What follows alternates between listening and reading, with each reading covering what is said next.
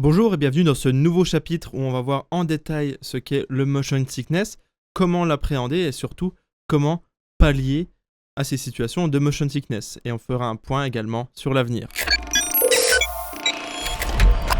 Dans un premier temps, qu'est-ce que le motion sickness réellement ?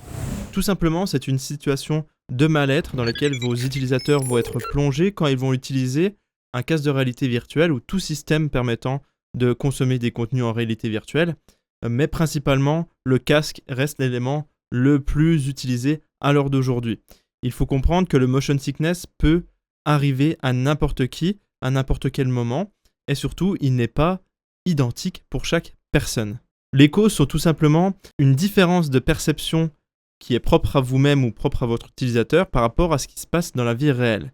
On va voir dans tous nos cas de figure que potentiellement, ça peut venir d'une expérience en réalité mal conçue, une vidéo 360 qui est totalement mal réalisée avec des travelling qui ne sont pas du bon côté, avec un point zéro qui est mal orienté, avec des tremblements qui ne devraient pas être présents, avec des vitesses beaucoup trop accrues pour les mouvements sur des câbles cam, sur des drones ou sur des rovers par exemple. Mais ça peut être aussi lié par rapport au mouvement de la personne en elle-même, par rapport à l'utilisateur. Mais bref, on verra ça tout de suite après. Dans ce deuxième chapitre, je voulais vous expliquer un peu les rôles des sens. Quels sont les sens qui mettent en exergue le motion sickness ? Tout simplement, il y a dans un premier temps la vue, mais il y a également l'oreille interne, mais aussi la proprioception, entre guillemets, le toucher. La vue est l'élément le plus important, et c'est pour ça qu'il a été mis en premier. Pourquoi ? Parce que dans le casque de réalité virtuelle, vous êtes immergé à 360 degrés, c'est le cas de le dire, en vidéo 360, et du coup c'est la vue qui va prendre le dessus. Donc si la partie visuelle n'est pas bien réalisée et ne fonctionne pas, ça risque d'être compliqué et la personne va fortement avoir du motion sickness. C'est le principal critère, c'est vraiment la qualité de votre contenu audiovisuel. L'oreille interne, c'est tout ce qui gère un peu l'équilibre au niveau de votre corps, c'est-à-dire que si l'oreille interne ne fait pas passer le bon message au cerveau, eh ben vous allez potentiellement un petit peu perturber. C'est pour ça que quand on met quelqu'un avec un casque de réalité virtuelle dans une situation debout et qu'on lui met une vidéo 360 où il y a légèrement de mouvement, il va avoir tendance à être vraiment perturbé et à perdre un petit peu son équilibre, jusqu'à même parfois à faire des malaises et à perdre totalement le contrôle.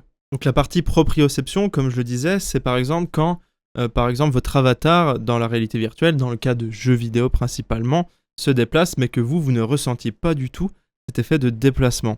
C'est pour ça qu'on pourra encore ajouter des équipements pour régler ce problème. Mais je vais vous expliquer dans la partie le futur du motion sickness et le futur de la réalité virtuelle qu'il est possible à l'heure d'aujourd'hui. Et si vous avez fait votre module d'acculturation, vous avez déjà quelques informations. Mais il va être possible en fait de pallier un petit peu à tous ces problèmes qui lient au motion sickness. Et ça va arriver petit à petit, mais que ce soit au niveau de la vue, au niveau de l'oreille interne et au niveau du toucher pour la proprioception, on va voir que tout peut être contré par des équipements, par des avancées technologiques. Alors le premier type de motion sickness est simplement dû au décalage par rapport au mouvement. Le motion sickness qui est dû au décalage de mouvement, c'est tout simplement le fait que quand vous bougez dans la vie réelle, c'est plus valable pour un jeu en réalité virtuelle, mais si vous bougez dans la vie réelle et que le mouvement est mal recréé, en tout cas que le tracking n'est pas bon, que l'outil que vous utilisez n'est pas bon, eh ben vous allez forcément avoir du motion sickness et il va être extrêmement présent. Ensuite, il y a le motion sickness qui est dû à l'illusion de mouvement. C'est celui qui va être le plus probable dans une utilisation de vidéo 360, c'est-à-dire que votre utilisateur est totalement fixe sur un siège ou debout ou sur un hamac ou dans tout type de situation, mais en général fixe et il y a juste la tête qui bouge, et que votre vidéo 360 ait des mouvements, qu'ils soient légers ou non, mais plus le mouvement sera brusque, plus le mouvement sera rapide, plus il y a des risques que le motion sickness arrive. Et il y a une troisième typologie de motion sickness, mais qui arrive beaucoup plus, encore une fois, dans les jeux vidéo, c'est la désorientation spatiale.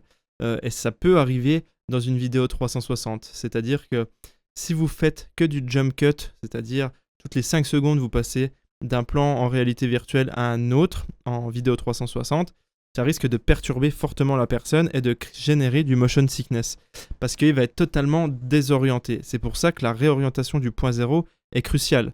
Si votre sujet est devant vous et que quelques secondes après, il se retrouve derrière en ayant un cut entre les deux scènes, c'est très très perturbant. Déjà, ça va sortir l'utilisateur de l'immersion et en plus de ça, cela peut générer du motion sickness comme on l'a vu sur les chapitres précédents. Quelles sont maintenant les techniques pour éviter le motion sickness dans la vie de tous les jours face à vos utilisateurs? C'est quand même le but, même si pour vous c'est valable également, le but c'est que vos utilisateurs n'aient pas cette sensation de motion sickness ou l'est le moins possible. Alors, la première chose, bien évidemment, c'est de faire des contenus adaptés. Les contenus audiovisuels doivent être totalement adaptés, c'est-à-dire avec des mouvements lents, linéaires et non tremblants. Tout simplement, c'est déjà la première base. Plus c'est lent, plus c'est linéaire, plus ça va fonctionner. Plus ces mouvements vont mimer la réalité des mouvements qu'on fait dans la vie de tous les jours, plus cela va fonctionner. Et bien évidemment, le matériel peut jouer aussi au niveau de l'environnement en réalité virtuelle, c'est-à-dire que plus le champ de vision du casque va être élevé, plus la résolution va être fidèle à la réalité, plus cela va être intéressant. Jusqu'à un certain moment où, si on arrive à mimer totalement la vision et la perception réelle, cela risque d'être compliqué aussi, parce que le cerveau va être encore plus trompé et il va vraiment sortir de sa phase de « je comprends que je suis dans une expérience immersive parce que j'ai un casque sur la tête » à la phase « je suis dans le monde réel ». Et en fait, le cerveau va avoir du mal à faire la différence entre les deux et ça risque d'être compliqué aussi. Mais dans l'idée, à l'heure actuelle, à l'heure où je vous parle, le but c'est quand même d'avoir une expérience le plus réaliste possible, mais de faire comprendre aux utilisateurs, quand on leur met le casque, qu'ils vont rentrer dans une expérience en réalité virtuelle et que ce n'est pas du réel. Donc, il faut aussi avoir cette approche qui est importante. Encore une chose, on peut avoir la respiration. C'est très important dans les files d'attente, par exemple, si vous faites du visionnage de vidéos 360 dans des événements ou sur différents types de représentations, je vous invite à essayer d'avoir une file d'attente qui est apaisée, dans le sens où toute la phase qu'il y a avant l'expérience de réalité virtuelle est très importante. Que ce soit au niveau de la scénarisation dramaturgique de votre expérience, ou que ce soit au niveau du motion sickness, c'est très important. Il faut avoir une file d'attente, ou du moins une expérience en amont de la visite virtuelle ou de la vidéo 360 qui soit le plus possible apaisante, où on essaye peut-être même de faire des travaux de respiration, en fait, qui vont permettre aux personnes d'être totalement détendues et apaisées avant même de commencer leur expérience.